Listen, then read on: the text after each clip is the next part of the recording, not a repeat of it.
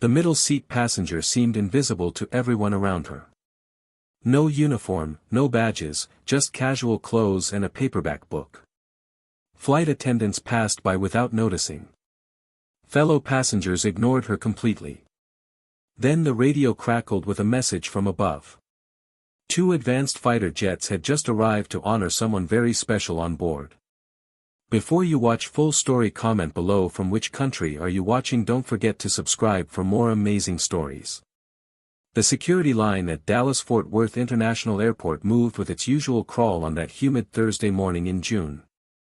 Among the hundreds of travelers shuffling forward with boarding passes and IDs was a woman who drew no second glances. She wore comfortable black leggings, an oversized gray hoodie, and white sneakers that had clearly logged many miles. Her dark hair was pulled into a messy bun, and she carried a small backpack over one shoulder along with a paper cup of coffee from the terminal Starbucks. She could have been anyone. A graduate student heading home. A young professional traveling for work. A tired mother getting a rare weekend away. Everything about her appearance suggested ordinary, unremarkable, forgettable. The TSA agent scanned her ID without really looking at her face.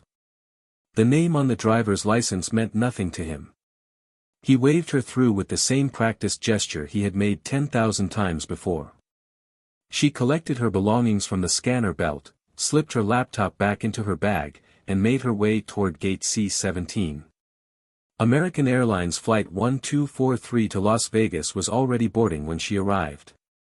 She waited patiently in the economy line, scrolling through her phone like everyone else. When her boarding group was called, she handed her ticket to the gate agent with a polite smile. The agent scanned it, handed it back, and said, "Have a nice flight," without making eye contact. The woman walked down the jet bridge and onto the Boeing 737. She found her seat, 18B, a middle seat between a businessman already absorbed in his laptop and a teenager with headphones blasting music loud enough for half the cabin to hear. She squeezed into her spot, stowed her backpack under the seat in front of her, and buckled her seatbelt. For the next 20 minutes, as the plane filled with passengers, she sat quietly. She did not chat with her seatmates. She did not demand extra legroom or complain about the middle seat.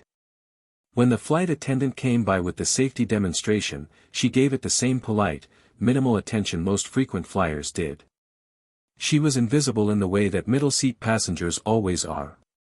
Flight 1243 pushed back from the gate at exactly 9:47 a.m., 3 minutes ahead of schedule. The Boeing taxied toward the runway, joining the queue of departing aircraft. Through her small window, the woman could see the heat shimmering off the concrete, the ground crew loading bags onto other planes, the endless sprawl of one of America's busiest airports. The engine spooled up. The aircraft accelerated down runway 18R and lifted smoothly into the Texas sky. Dallas disappeared beneath a haze of summer heat as the plane climbed toward its cruising altitude of 37,000 feet. The seatbelt sign dinged off. The businessman beside her immediately went back to his spreadsheets. The teenager never looked up from his phone. The woman pulled out a worn paperback novel and began to read. What nobody on that flight knew, what the gate agent and TSA officer and flight attendants had no way of knowing, was that the quiet woman in seat 18B was Captain Elena Martinez, United States Air Force.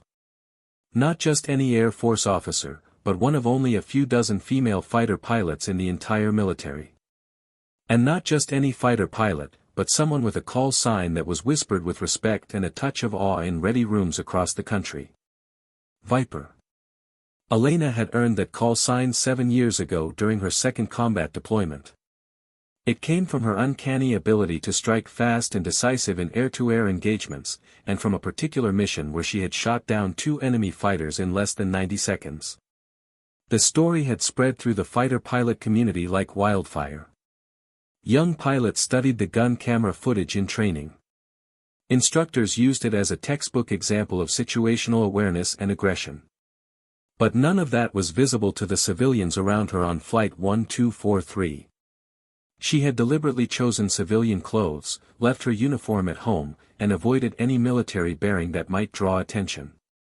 She was traveling on personal leave, heading to Las Vegas for her younger sister's wedding. For 3 days, she just wanted to be Elena the sister and the bridesmaid, not Captain Martinez the fighter pilot. The flight was smooth and uneventful for the first hour. The beverage service came and went. Elena ordered water and thanked the flight attendant quietly. The businessman drank coffee while typing furiously. The teenager finally fell asleep with his mouth open and his headphones still blaring. Elena returned to her book, a thriller she had been trying to finish for 3 months between training flights and deployments. She was so absorbed in the story that she almost did not notice when the captain's voice came over the PA system. "Ladies and gentlemen, this is Captain Andrews from the flight deck. We have been advised by air traffic control of military flight operations in our area. We may experience some minor routing changes but nothing that will significantly affect our arrival time. We appreciate your patience." Elena looked up from her book. Military flight operations. That could mean anything. Training exercises, airspace restrictions, VIP movements. She glanced out the window but saw only empty sky and distant clouds. 10 minutes later, she saw them. 2 aircraft, small at first, growing rapidly larger. Even from miles away, Elena recognized them instantly. F-22 Raptors. The most advanced air superiority fighters in the world. She had flown against them in training exercises dozens of times, had studied their capabilities, had enormous respect for their performance. The 2 Raptors were flying a parallel course to the airliner, perhaps half a mile away and slightly above. Close enough to be clearly visible, far enough to be completely safe. They maintained perfect formation, 2 gray predators slicing through the air with lethal grace. The businessman finally looked up from his laptop. "Whoa, are those military jets?" The teenager woke up and pressed his face against the window. "Dude, those are so cool." Other passengers noticed too. People across the aisle were pointing and taking photos with their phones. A child several rows up shouted with excitement. The cabin filled with murmurs of surprise and interest. Elena watched the fighters with a trained eye. Something felt unusual. Military aircraft did not typically fly this close to commercial traffic without a specific reason. She noticed the Raptors were not just flying parallel but appeared to be actively monitoring the airliner. Their flight path was too deliberate, too precise. The captain's voice returned to the PA, "Folks, as you may have noticed, we have some military aircraft flying alongside us. This is a bit unusual, but I have been assured by air traffic control that everything is routine and there is no cause for concern. The fighters are conducting training operations and will be with us for just a few more minutes." But Elena knew better. The way those Raptors were positioned, the way they maintained such precise formation with the commercial jet, this was not standard training. This was an escort. But why would an F-22 escort be assigned to a random commercial flight from Dallas to Vegas? She was still puzzling over this when one of the Raptors broke formation. The fighter peeled away smoothly, rolled inverted, and then rotated back upright before rejoining his wingman. It was a brief, precise maneuver. Most passengers probably thought it was just showing off. But Elena understood what she had just seen. That was a military salute. A gesture of respect. Fighter pilots only did that for very specific reasons. Her mind raced. The fighters were not escorting the plane. They were escorting someone on the plane. But who? She glanced around the cabin.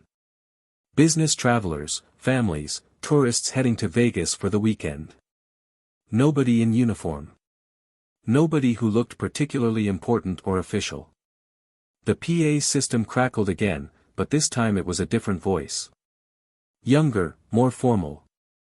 And it was not coming from the cockpit. "Good morning, passengers of American 1243. This is Captain Jake Wilson of the United States Air Force, flying Raptor 01 off your right wing. I apologize for the interruption to your flight, but my wingman and I have been assigned a special mission this morning." The cabin went completely silent. Every conversation stopped. Everyone stared at the overhead speakers. "We have been informed," the fighter pilot continued, "that there is someone very special aboard your aircraft today. Someone who has served our country with extraordinary courage and skill. Someone who represents the very best of what it means to be a military aviator. We wanted to personally render honors."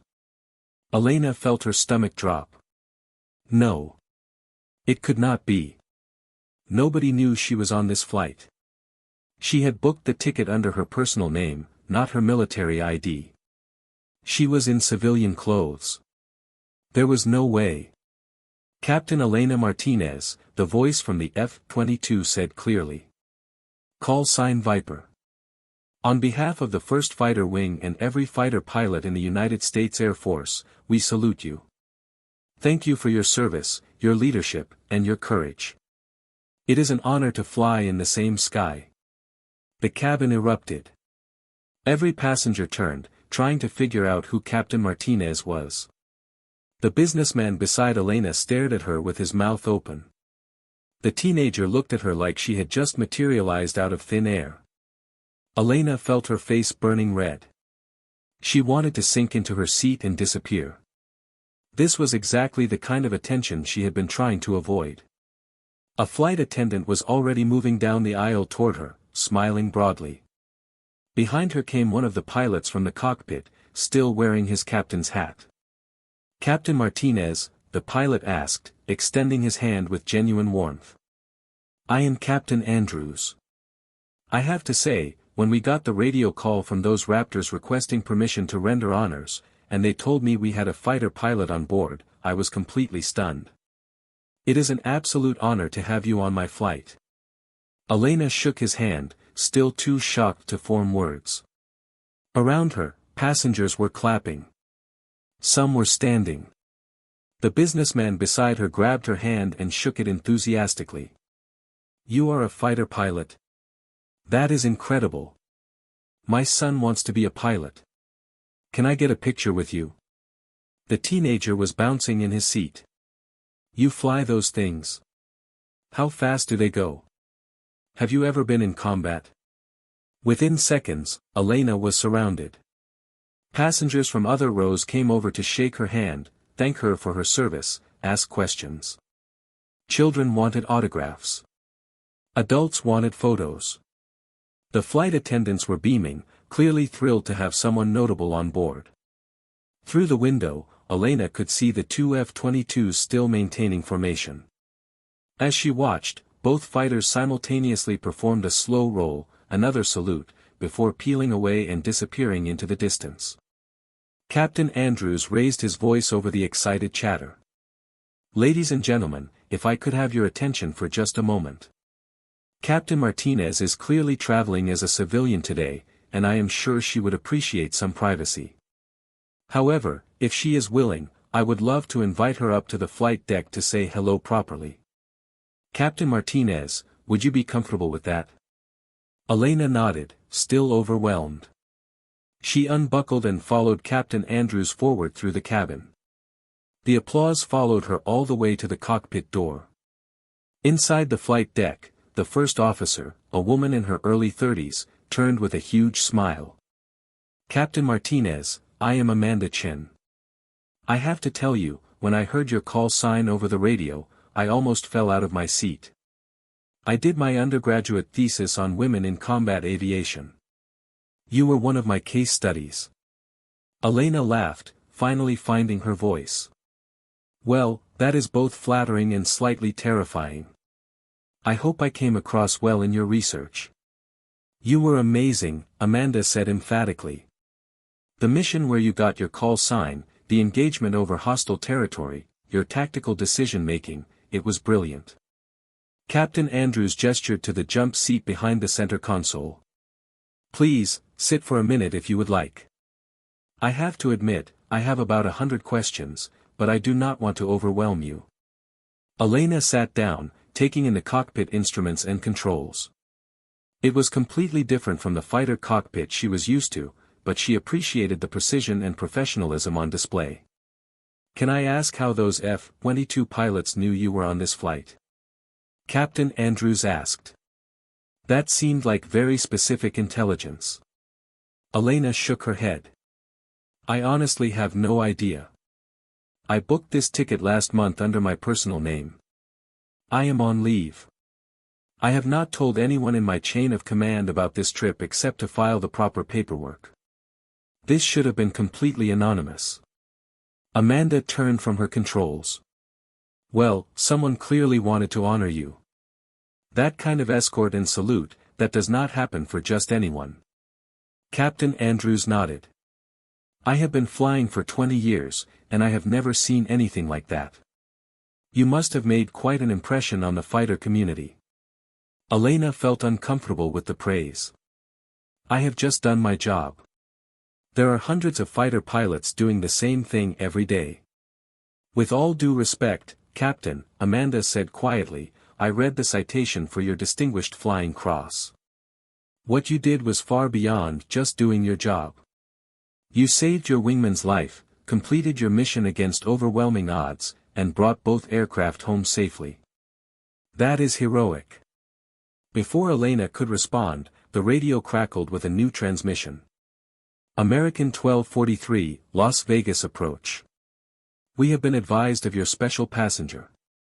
When you land, there will be a small welcoming committee on the ground. Please be advised that McCarran Air Traffic Control and the Nevada Air National Guard would like to extend their greetings. Do you copy? Captain Andrews picked up the microphone. Las Vegas approach, American 1243, we copy. Please relay our thanks. He looked at Elena apologetically. I think your quiet arrival in Vegas might not be quite as quiet as you hoped. Elena groaned but smiled. My sister is going to kill me. This was supposed to be her weekend, her wedding. Now it is going to turn into a military spectacle. Amanda laughed. Something tells me your sister will forgive you. Plus, how many brides can say they have a fighter pilot hero as their maid of honor? For the next 20 minutes, Elena sat in the cockpit talking with the two commercial pilots. They asked about her training, her aircraft, her experiences. She found herself relaxing, appreciating their genuine curiosity and respect. They were not asking about the glamorous or dangerous parts of flying fighters. They wanted to know about the technical details, the decision-making process, the constant training and preparation. You know, Captain Andrews said thoughtfully, people think airline flying is boring compared to what you do. And maybe it is. But sitting up here, being responsible for 300 lives, managing weather and systems and all the variables, it requires its own kind of precision and skill. Elena nodded firmly. Absolutely. Different mission, but just as important. Maybe more important. I am responsible for myself and maybe a wingman. You are responsible for hundreds of people who trust you to get them safely where they need to go. That is huge. Amanda smiled appreciatively. Thank you for saying that. A lot of military pilots look down on airline flying. Then they are wrong, Elena said simply. Aviation is aviation. It all requires skill, dedication, and professionalism. I respect what you do enormously. As Flight 1243 began its descent into Las Vegas, Elena returned to her seat. The businessman and teenager both immediately started asking more questions, but she politely explained she needed to prepare for landing. They backed off, though both kept sneaking glances at her with obvious fascination. The landing was smooth. As the aircraft taxied toward the gate, Elena could see through the window that something unusual was happening. Fire trucks were positioned along the taxiway, but not in an emergency configuration. They were lined up in formation. And as the plane passed, each truck activated its water cannons, creating an arc of water over the aircraft. A water salute. The traditional aviation honor for special flights. The PA system came alive one more time. Ladies and gentlemen, as you can see, the Las Vegas Fire Department is giving us a special welcome this morning in honor of our distinguished passenger, Captain Elena Martinez. On behalf of the entire crew, it has been an honor to have you on board. We wish you all the best. The cabin erupted in applause again. Elena waved awkwardly, wishing she could sink through the floor. When the aircraft came to a stop at the gate, Captain Andrews' voice returned. Captain Martinez, if you do not mind, we would like to invite you to deplane first. There are some people waiting to meet you. Elena gathered her backpack and made her way forward. As she reached the door, every flight attendant was lined up, applauding. Amanda Chen had come out of the cockpit and gave her a quick hug. You are an inspiration, Amanda whispered. Thank you for everything you do. Elena stepped onto the jet bridge and immediately saw what waited at the gate. At least 50 people were gathered. Airport workers, gate agents, TSA officers. And in the front, a group of a dozen men and women in Air Force flight suits with patches from the Nevada Air National Guard's 152nd Fighter Wing. As Elena emerged, they all snapped to attention and saluted as one. Elena stopped, overwhelmed.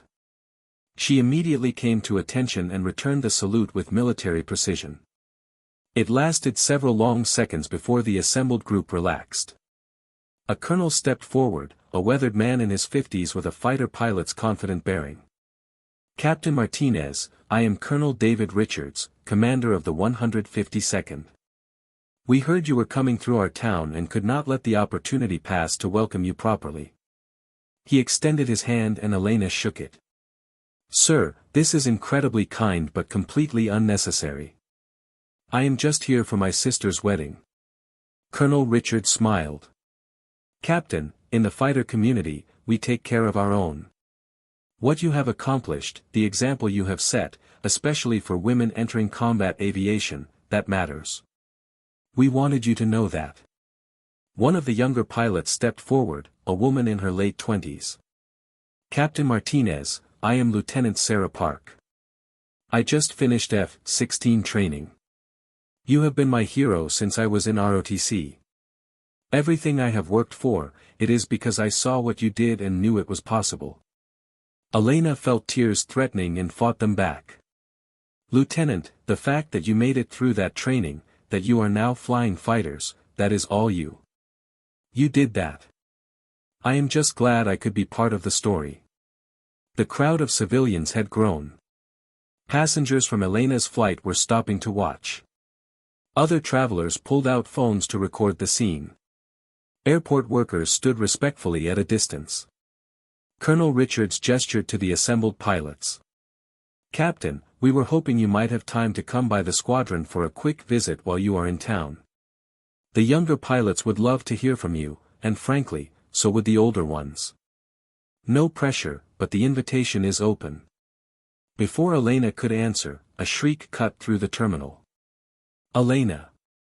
She turned to see her sister Maria running toward her, wedding planning binder clutched in one hand, her fiancé jogging to keep up. Maria crashed into her with a fierce hug. What is happening? Maria demanded. I came to pick you up and there are fire trucks and military people and, oh my God, are those fighter pilots? Elena, what did you do? Elena hugged her sister tightly. I promise I can explain. I did not plan any of this. Maria pulled back and looked at the assembled crowd, then at her sister, and then started laughing. You know what? This is the most you thing that has ever happened. You try to sneak into town quietly and the entire military shows up to salute you. This is perfect. She turned to Colonel Richards. Sir, I am Maria Martinez, the bride-to-be and Elena's sister. Would it be possible for your squadron visit to happen tomorrow? Because right now, I need to steal my maid of honor for dress fittings and wedding emergencies. Colonel Richards grinned. Ma'am, you have priority. Tomorrow works perfectly. Captain Martinez, we will send a car to pick you up, if that is acceptable. Elena nodded. That would be fine, sir. Thank you. The fighter pilots saluted one more time before dispersing. The civilian crowd began to break up, though several people stopped to thank Elena or ask for photos. She obliged as many as she could before Maria literally pulled her away toward baggage claim. Okay, spill, Maria demanded as they walked. Why did F-22s escort your plane? Why did the fire department do a water salute? And who was that colonel? Elena sighed. Honestly, I have no idea how they knew I was on that flight. I booked everything quietly. This was supposed to be low-key. Maria's fiancé, David, laughed. Elena, you are a fighter pilot with a combat record and a distinguished flying cross. Nothing about you is low-key. You are like a superhero who thinks she can walk around without anyone noticing. I am not a superhero, Elena protested. I am just a pilot. Maria stopped walking and faced her sister. Lee, you saved your wingman's life in combat. You shot down enemy fighters. You have trained hundreds of other pilots. You are literally one of the best at what you do. The military does not send F-22s to escort just pilots. Can you please, just for once, accept that you are kind of a big deal? Elena looked at her younger sister, seeing the pride and exasperation mixed on her face. I do not like the attention, you know that. I know, Maria said more softly. But other people want to celebrate you. Let them. And honestly, having my sister honored like this right before my wedding, it makes me so proud I could burst. You are amazing. They collected Elena's luggage and headed out to the parking garage. The next 2 days were a whirlwind of wedding preparations, dress fittings, rehearsal dinners, and family gatherings. Maria's friends peppered Elena with questions about flying fighters. Relatives wanted to hear stories. Children asked if she had ever met Top Gun. On Friday morning, true to his word, Colonel Richard sent a car to take Elena to Nellis Air Force Base where the 152nd Fighter Wing was stationed. Maria came along, declaring that she had always wanted to see a fighter squadron. The squadron building was classic military functionality. Worn linoleum floors, walls covered with photos of aircraft and pilots, trophy cases displaying unit awards and memorabilia. But the moment Elena walked through the door, it was clear this was a special place. This was where fighter pilots worked, trained, and built the bonds that lasted lifetimes. The ready room was packed. At least 40 pilots filled the space, from brand new lieutenants to senior majors and lieutenant colonels. They all stood when Elena entered. Colonel Richards made the introductions. Everybody, this is Captain Elena Martinez, call sign Viper. Captain, welcome to the 152nd. For the next 2 hours, Elena talked with the assembled pilots. She answered questions about tactics, training, decision-making under pressure. She told the story of the mission that earned her call sign, though she downplayed the heroics and emphasized the teamwork and training that made success possible. The younger pilots hung on every word. Lieutenant Park asked about overcoming doubt and fear. A young male lieutenant asked about transitioning from training to combat operations. An experienced major asked technical questions about weapons employment and threat assessment. Elena was in her element. This was what she loved, sharing knowledge, helping the next generation, contributing to the community that had given her so much. After the formal session, the pilots gathered around in smaller groups. They showed her their aircraft, let her sit in cockpits, asked for photos and autographs. Maria watched from the side, seeing a version of her sister that she rarely got to witness. Here, Elena was not trying to hide or downplay anything. Here, she was among her people. As they prepared to leave, a young female lieutenant approached nervously. Captain Martinez, can I ask you something personal? Of course, Elena said. How do you deal with being one of the only women? I mean, at least there are a few of us now, but you came through when there were almost none. How did you handle the pressure, the doubt, people questioning whether you belonged? Elena thought carefully. Lieutenant, I will tell you what my first instructor told me. They do not give anyone a fighter aircraft because they are nice or because of politics or to check a box. They give fighters to people who earn them through skill and performance. You are here because you are good enough. Period. Anyone who questions that is wrong, and their doubt is their problem, not yours. You belong in that cockpit as much as any pilot who has ever strapped in. The lieutenant's eyes glistened. Thank you, ma'am. That means everything coming from you. As Elena and Maria drove back into Las Vegas, Maria said quietly, now I get it. Get what? Why they wanted to honor you. It is not just about the flying or the combat stuff. It is about what you represent. Those younger pilots, especially the women, they see what you have done and it gives them permission to dream bigger. You are literally changing what is possible. Elena shook her head. They are the ones doing the work. I am just. Stop, Maria interrupted. Just accept it, okay? You are important. What you do matters. Those F-22 pilots did not escort your plane because you are average. They did it because you are exceptional. Let yourself believe that. Elena looked out the window at the desert landscape. It is hard, she admitted. I never set out to be special or famous. I just wanted to fly. I know, Maria said. But sometimes being really good at what you love turns you into something bigger. And that is okay. You can be both. You can be my goofy older sister who cries at romantic comedies, and you can be Viper, the fighter pilot legend. Both are true. The wedding on Saturday was beautiful. Maria looked radiant in her white dress. Elena stood beside her as maid of honor, wearing a blue gown that felt strange after years of flight suits and uniforms. During the reception, several guests approached Elena, having heard about the escort and the honor guard at the airport. She answered their questions politely but tried to keep the focus on Maria and David's special day. Late in the evening, as the party wound down, Elena stepped outside for some air. She looked up at the clear Nevada sky, seeing stars that were invisible in most cities. Somewhere up there, pilots were flying. Training missions, patrol flights, all the unglamorous work that kept the nation secure. She thought about the last few days. The surprise escort, the water salute, the young pilots at Nellis hanging on her words. It was overwhelming and uncomfortable, but also deeply moving. She had spent years trying to prove she belonged, trying to earn respect through performance and professionalism. And somewhere along the way, without fully realizing it, she had become someone others looked up to. The responsibility of that felt heavy. But also right. Maria emerged from the reception hall, still in her wedding dress. There you are. Needed a break from all the attention? Elena laughed. Says the bride who just had 300 people celebrating her all day.